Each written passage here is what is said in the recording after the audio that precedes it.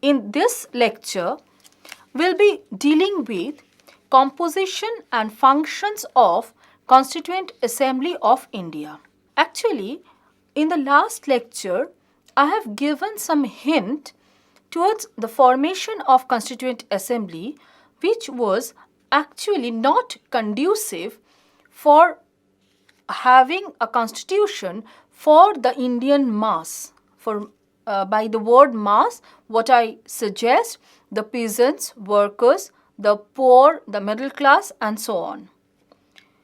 So let's start with formation of the Constituent Assembly, how it was constituted, and what was exactly its nature, so that we can better understand what was the deficit in this Constituent Assembly and what was the positives in this Constituent Assembly. Though to begin with the lecture, I must say it was the best possible solution keeping in view the situation of 1946. The Constituent Assembly was formed following the negotiation between the Indian leaders, both from Congress and the Muslim League, and the members of 1946 Cabinet Mission. This Cabinet Mission, I have already told you, that came to India to discuss on the issue of transfer of power.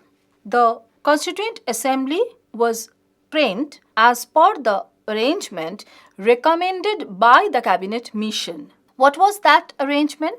292 members were to be elected through the provincial legislative assemblies. 93 members were to represent the Indian princely states and 4 members to represent the chief commissioners' provinces. So, total membership was 389.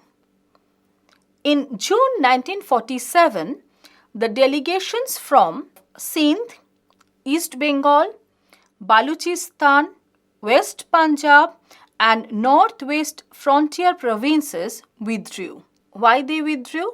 Due to the pressure created by the Muslim League for having their own state and to form their own Constituent Assembly. They held a meeting in Karachi. On August 15, 1947, the Dominion of India and Dominion of Pakistan, they became independent, and members of the Constituent Assembly who had not withdrawn to Karachi became India's parliament. So, Constituent Assembly for India started acting as the Parliament of India, which was to be a sovereign body following the independence of the nation. Only 28 members of the Muslim League finally joined the Indian Assembly. Later, 93 members were nominated from the princely states. The Congress thus secured a majority of 82%. In the previous lecture, I have already told that it has often been criticized as the Congress Assembly because of this huge representation of the Congress in the Constituent Assembly. As a result of the partition under the Mountbatten Plan of 3rd June 1947, a separate Constituent Assembly was framed for Pakistan and members of Indian Constituent Assembly were left for framing the constitution for India. Now, what was the seat distribution? The seat distribution was like this. Congress swept the general seats in provincial elections and the Muslim League captured most of the reserved Muslim seats. So, of the total 1,585 seats in the provincial assemblies, the Congress owned 925 or 58% of the seats, which was actually 85% of the non-Muslim seats. Hence, in July 1946, in the elections of the assembly, League members own all but 7 of the seats reserved for the Muslims. So, in the Muslim seats, League members dominated. But as we have already discussed, that League chose to boycott the Constituent Assembly and they went for a separate Constituent Assembly and having a separate constitution. Socialists, they were also initially not ready to join, but however later on they joined. Why they denied to join? Because they felt that it was the creation of British colonial rule. However, they ultimately joined the assembly as they took it as the best possible option open in front of them. After then partition occurred, so India was partitioned. So what happened after partition? This arrangement was changed. This 69% of representation from Congress, it was changed. Why? The Muslim League members left the body, so it came down to 28. The Congress membership thus jumped to 82%. I have already told that Constituent Assembly for independent, divided India started with its work with 82% majority in the body. So, it was rather criticized, often criticized as the Congress Assembly, because 82% of the members of the Constituent Assembly were also the members of the Congress. Elections for 296 seats assigned to the British Indian provinces were completed by August 1946. The Congress initially held 69% of all the seats, while Muslim League held almost the majority of the seats designated for the Muslims. But following partition, the body was dominated by the Congress people. In the assembly, there were other representatives. Indian Christians had 7 representatives. There were 3 Anglo-Indians and 3 Parsis. After partition, minority representation was as follows: Nepalese 1, Sikhs 5, Parsis 3, Christian 7, Anglo-Indians 3, backward tribes 5, Muslims 31, apart from the Muslim League ones, because Muslim League members, they already left the body. Scheduled castes 33. So, minorities had 88 out of the 235 allotted seats in the provinces, that is 37% of the provincial membership. Though it is criticized that it was Congress Assembly, we must admit that Congress was not a party with one voice. It assimilated members of different castes and creed, having different values, having different ideologies. Jawaharlal Nehru, we can quote here, in 1939, what he said in Unity of India, page 139, that Congress has within its fold many groups widely differing in their viewpoints and ideologies. This is natural and inevitable if the Congress is to be the mirror of the nation. Actually, there was no other option but to make or accept Congress as the mirror of the nation, because there was, I have already discussed that there were 2 major parties, one the Congress and the Muslim League. Following partition, Muslim League left, so Congress was only there to play in the battlefield.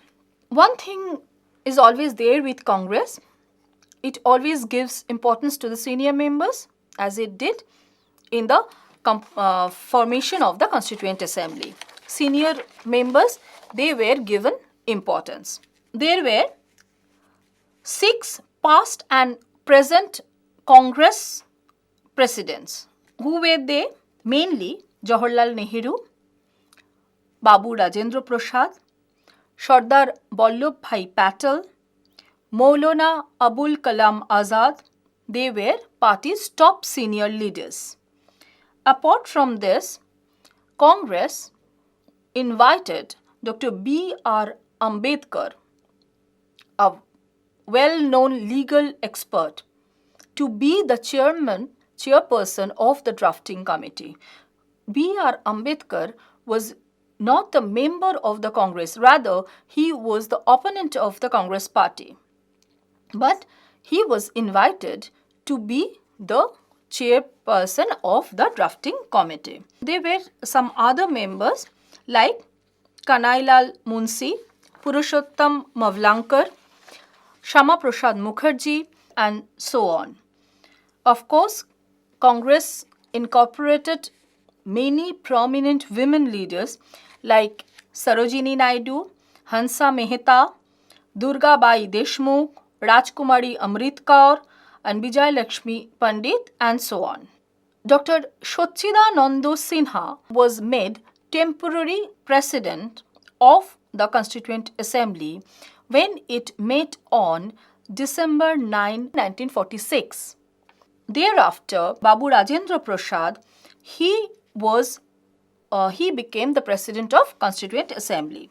The vice president of the Constituent Assembly was Professor Horendra Kumar Mukherjee, a former vice chancellor of Calcutta University and a prominent Christian leader from Bengal. He served as the chairman of the Constituent Assembly's Minority Committee. He was appointed governor of West Bengal after India became a republic. Eminent bureaucrat and jurist Sir Benegal Narsingh Rao, B.N. Rao, was appointed as the constitutional advisor to the Constituent Assembly. He had a very important, significant role in framing or drafting the Constitution. He actually prepared the original draft of the Constitution and was later appointed a judge in the Permanent Court of International Justice, The Hague. What was the state-wise membership of the Constituent Assembly as on 31st December 1947? India had already been partitioned. After that, on 31st December 1947, it stood as follows. From provinces, there were 229 members who represented the Constituent Assembly. From Madras, 49, Bombay, 21, West Bengal, 19, United Provinces, 55, East Punjab, 12, Bihar, 36, CP and Berar, 17, Assam, 8, Orissa, 9, Delhi, 1, Ajmer and Merwara, 1, Coorg, 1. There were Indian states, till then there were Indian states. 70 representatives joined Constituent Assembly. All total, there were 299 members. Now, we will shift to how Constituent Assembly started its work. We have gone through the composition of the Constituent Assembly. Now, we will look into the work process of the Constituent Assembly. We have already mentioned the Constituent Assembly consisted of indirectly elected representatives, and it was set for drafting a constitution for India. On 9th of December 1946, Assembly met for first time. The last session of the Assembly was held on 24th of January 1950. Over this long period, that is 2 years, 11 months and 17 days, Assembly held 11 sessions, sitting on a total of 166 days. Of these, 114 days were spent on the consideration of and discussion on the draft constitution. What was the hope behind the Assembly's work process? In the words of Jawaharlal Nehru, the first task of this Assembly is to free India through a new constitution, to feed the starving people and to clothe the naked masses, and to give every Indian the fullest opportunity to develop himself according to his capacity. Elections for the seats were held and Constituent Assembly came into being, and in the first meeting 207 representatives were present, including a very good number of women representatives. The Assembly's work was divided into 5 stages. 1. Committees were asked. First of all, there were number of committees. These committees were asked to present reports on basic issues.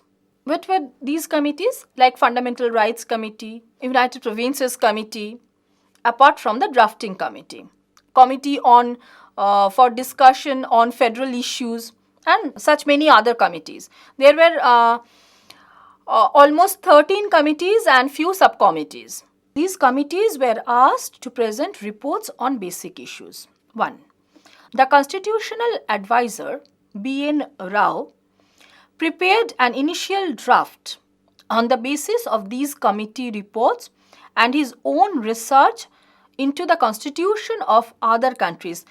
Indian Constitution incorporated many things from the Western constitutions, for which it is a matter of doubt whether it could properly address the very indigenous problems of India. In the third stage, the Drafting Committee, chaired by B.R. Ambedkar, presented a detailed draft constitution that was published for public discussion and comments. Public discussions were held, comments were invited, but critics argue that these were not at all incorporated in the constitution itself. Even in the debates, Dr. Ambedkar was often criticized for having his bossing approach. In the fourth stage, the draft constitution was discussed and amendments were proposed and enacted.